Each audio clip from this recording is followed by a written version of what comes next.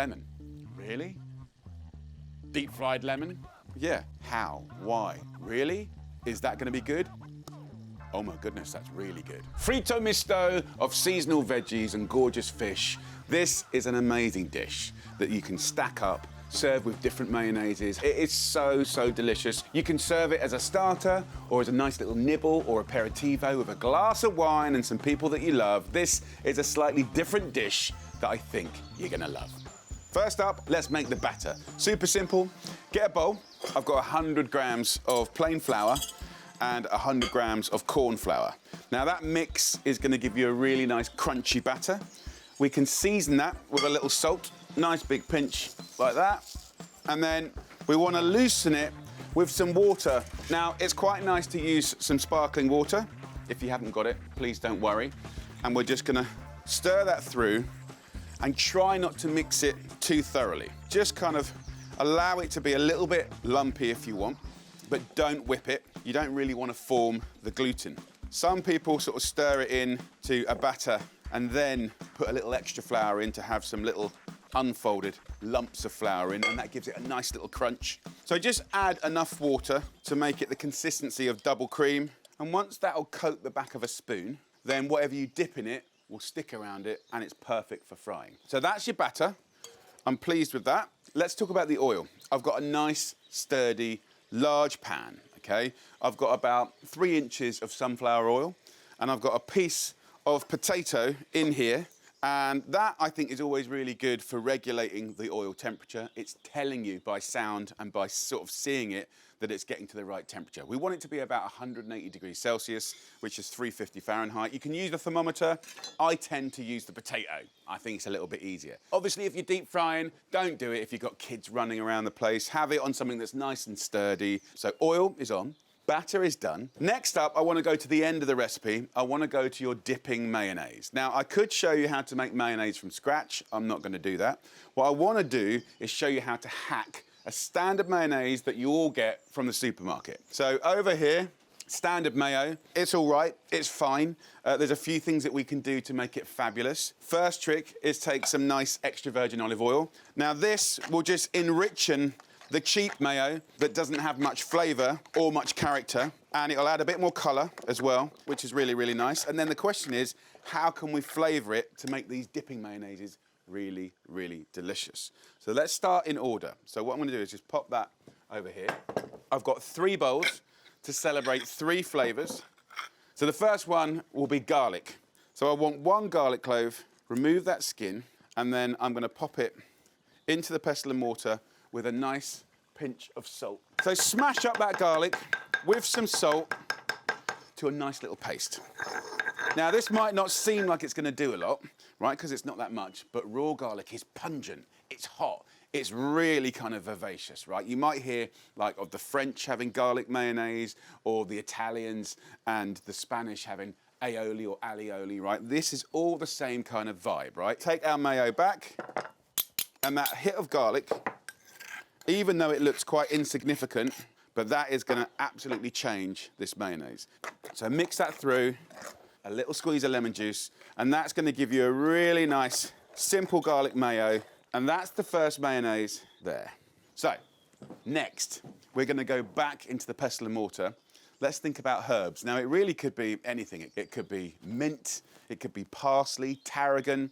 So take yourself some lovely basil, and again, we're gonna smash the hell out of it. So look, the thing I love about cooking is it only takes a few bashes of some gorgeous herbs to transform things. So if I put half of this mayo into the pestle and mortar here, just stir through the basil and the mayo, and imagine that with a nice roasted or steamed piece of fish. Imagine that in a lovely sandwich with prawns. Absolutely amazing. So these are simple tweaks that really make maximum difference. So look, that is mayo number 2. Last but not least, I'm gonna take the last remaining bit of our mayo. I'm gonna go in with a chili paste or a harissa. So that in a mayo is really, really nice. It's got a glowing sort of heat, which I love, but also the most amazing color. Look at that. Simply mix that up. So this, my friends, is just to get you excited about flavoring mayos. Look at that. So there you go. These are 3 simple ways to make standard mayonnaise really delicious. So let's get back to the Fritto Misto. We've got oil coming up to temperature. You'll see that the potato is getting nice and golden. Once it kind of gets to this color here, we're kind of looking good. So let's make the Fritto Misto. That means mixed fried. In Italy, when you get a Fritto Misto, they do wonderful things with slices of lemons, herbs, beautiful fish and prawns and gorgeous things like that. They could take anything from a beautiful chard leaf like that, and they'll just really delicately cover it in the batter and fry it. Crisp and beautiful, squeeze of lemon, molten sea salt, delicious, delicious, delicious. You know, from the chard, you may well see things like asparagus.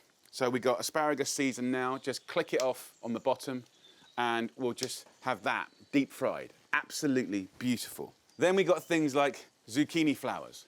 So we can keep them whole like that. We could even stuff this flower with ricotta and lemon and a little parmesan if we wish. Or in this case, I can take the tip of a knife and just cut this lovely zucchini flower in half and just look at that beautiful cross section. And if you can't get zucchini flowers, which are very easy to get in season, you know, you can take your standard courgette that we always see and just do nice little centimetre slices at an angle. Really, really beautiful. Here's a yellow one. So when you're thinking about making your own Fritto Misto, there's a few curveballs that I think you should know about that are really, really exciting. So things like herbs. If you've got parsley, you could just take parsley and delicately put that in batter and deep fry it. Really? Yeah, really. You can take beautiful herbs, like look at these. This is a sage leaf here. So we've got the variegated sage leaf here, the green and the yellow. Now you can just fry that as is, but also we can put it in that batter and it sticks to it and it's beautiful. We can take the green ones here or the purple. And then traditionally in Italy, they have yet more fun with this, right? They make what they call a sage sandwich. So they take the sage, lay it down like this. They'll take a little anchovy fillet, and anchovy is salty and pungent. And we lay that just here on the sage leaf. And once you've done that, they'll take another sage leaf and they'll just press it on top and squash it. And you think, what is all this about? Dipped in the batter and fried, that anchovy almost evaporates into this beautiful sort of umami, salty seasoning. And with the sage leaf, which is fragrant and crisp, turns into a simple thing of joy. But when you try one of those with a little glass of something cold and delicious, hopefully on a nice day like today, mamma mia. Like, this is a really beautiful thing. So put your anchovy on your sage leaf. I'm just going to do 3. We're going to steal a little bit of this batter and we'll stick it together and squeeze it. That's now stuck together, and when I cook it in a bit, I'll dip it back in the batter, a thin little coating, fry it, it'll twist up, it'll go crispy, the sage will be fragrant, the anchovy will just cook into this beautiful, salty, deep umami flavouring. That with a bit of sunshine, good company, and a drink of something cold and bubbly. Hallelujah, that is what life is all about. Right, we haven't stopped. We could go to a chili. Don't cook them whole because they will explode. Take the end off and we'll remove the white part and the seeds because that's kind of hot. And we can take maybe the chili into quarters. So this is a gesture of heat just to get your taste buds going. So the next one that blew my mind when I was a teenager and I had this for the first time was lemon. So again, what we're trying to do, guys, is we want all of this to fry in the same time, about 1.5 minutes, right? 2 minutes. So we're not going to put a whole lemon in batter, are we? No, we're going to take a nice slice. So that slice will be probably the thinnest that you can do it. I'm going to have this for squeezing on top. So if you look at that, we've got veggies, we've got the citrus, we've got some herbs. So I got some mint here, some marjoram, you could have parsley. All of these things can be Fritto Misto'd. Here I've got some beautiful sardines, it could be anchovies. I've got some nice prawns here. I've got some lovely red mullet. Now the thing that I'm kind of thinking of for consistency is I want them to all cook at the same time, okay, fish-wise. So I'll get the fish in first, give it a beat, get it settled, turn it around a little bit. It's had about 1.5 minutes. Then I go in with the veggies. Right, that'll have about 1 minute. Then I go in with the herbs. It only needs 1 minute, right? So you're just graduating the things that need slightly more cooking, and then it all comes out at the same time, hot, crisp, and gorgeous. These are all going to cook at the same time, about 2.5 to 3 minutes until golden and crisp. So with the prawns, I just want to show you how to peel this prawn. I'll leave the heads on just because actually when they're deep fried, they're really crisp and they're utterly delicious, and some people love to eat them, and they're really nice dipped in mayonnaise.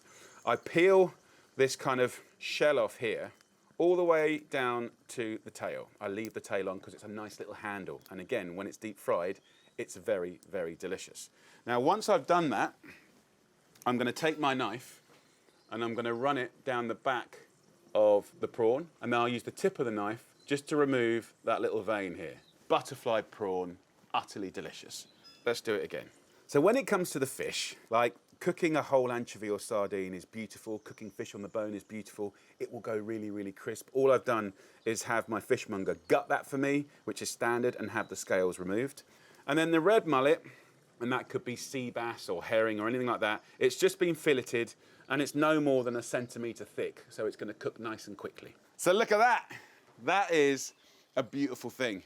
We've got fish, whole and filleted, the prawns, veggies, we've got herbs and surprises. That is going to be an interesting Fritto Misto. Hopefully that gets you thinking. I want you to do your version, which expresses what's in season, what's available. It could be as simple and humble or as extravagant as you like, and that with a dip and some lemon juice and a little salt and a little drink is going to be a thing of joy. Right, now let's diligently fry these and make them fabulous. So our potato here has been frying away, and this is now about 170, 180 degrees. Okay, so we'll remove the potato. Right, now we're fully in control. We're not going to leave it. It's sturdy. I've got about sort of 3 inches of oil there, plenty of space. You don't want this in a tight pan or a short pan, so your widest pan with a lot of height because it bubbles. I'm now going to turn the heat up because as soon as I start to fry, we're going to lose temperature. So we're now going from a medium heat to a high heat. And then let's think logically about how we're going to deep fry, okay? So I'm going to take our batter, I'll pop it here. The thing that's going to take the most amount of time is a whole fish, right? So that's going to be about 3.5 minutes, okay? And then second, it'll be the red mullet, about sort of 3 minutes, okay? Then the prawns, sort of 2 minutes. And then, then it'll be the beautiful whole zucchini flower, and then the half. So you can kind of see there's a logic, and you can use your logic to how it's going to cook, okay?